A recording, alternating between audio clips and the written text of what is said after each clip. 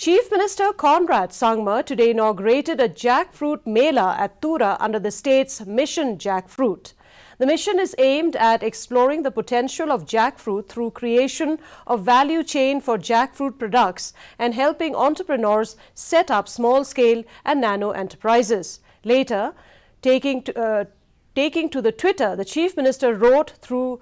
Jackfruit Mission Focus, Prime and other missions, the government is exploring opportunities and extending the help required to the farmers to double their income.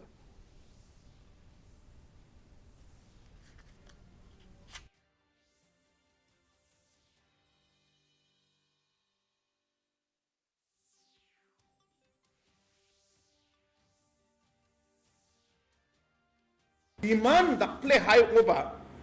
Atsingara banderang na public na atsingara yani benefit ko pa namgini ko atsingot naman jenga ani neke tsinga ya jackfruit mission ko tsinga pa tsinga cho mai na tsingara chabri crore ko atsingot na ken ya chabri crore ni baitapa percentage bakko atsinga tsini gamegi itsaga parang na tsini public na tsin benefit ko naman no de baitapa sak na baitapa nuktang rang na